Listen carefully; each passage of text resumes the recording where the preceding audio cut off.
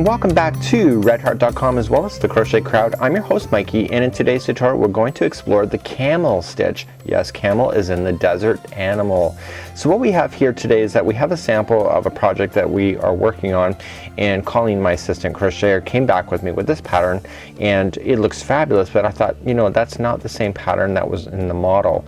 And what I'd realized, and I haven't even told her at the time of filming this, is that she's actually made a mistake and she's gone into a back loop of the crochet to form this, because what should have happened is that the top row should have turned over to explore it to be looking like this. So today I'm going to show you how to do the camel stitch, because it's very different from doing the back loop stitch. So looking more carefully, what happens in the back loops here is that when you do back loops you end up with the signal line that comes along like this. When you do the camel stitch, what happens is that it turns over not only the one stitch that you see here, but both of them, so that it turns and looks almost like it's braided when it comes along.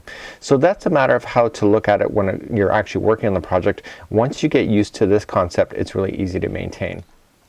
I'm about to start a revolution now, and we're about to explore the camel stitch, and because I've shown you in a hat, I'm going to show you this in a hat, because it's easier to do the camel stitch when it's in a complete circle such as a hat.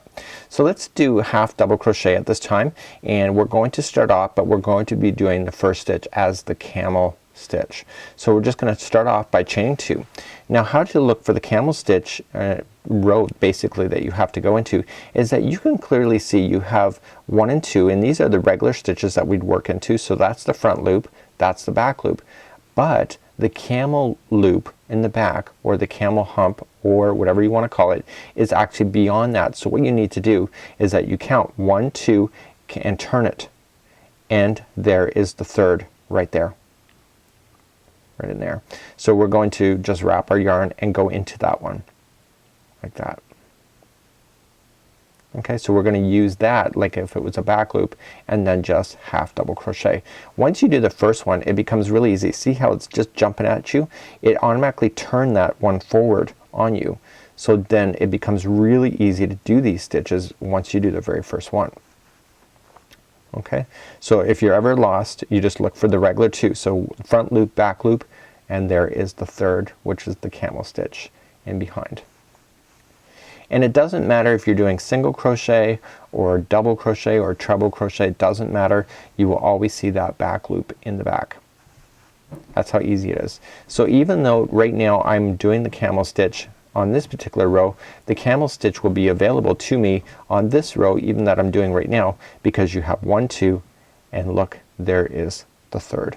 And it just becomes really easy, and that's how that hat that I showed you in the preview is working, is that it's working in the back here to give it the braiding kind of chain look on the front of the hat to make it really kind of cool. So basically if the hat was actually turned properly, so this would be the outside of the hat, and so if it's easier you can manipulate how you want to look at the project when you're crocheting it. It's up to you, but again it's just a matter of getting that first one in. So let me finish this revolution, and then I'll even show you double crochet just to prove my point that it does work in different ways. And when you come all the way to the end, you just do what you normally do. You just slip stitch like so, and then just slip it to the top of wherever you're working like that. Okay, so let's do the camel stitch, but in double crochet. So you got 1, 2, and 3, and again looking at the stitch. So you got 1, 2, turn it, and oh, there is the third. It's right in behind. And once again, once I get that first one, they all just want to kind of just turn over on you. So you got 1, 2, and there's the third. In actual fact, once you start turning it, these all look like regular stitches, right? But it's actually fact it's the back of the stitch, which is the camel stitch, which I guess represents the hump of the creature. So again, once you get that first one in, you can just blaze along. It's really no big deal. It's just a matter of training your eyes on what to look for, where you need to count, and just basically play along.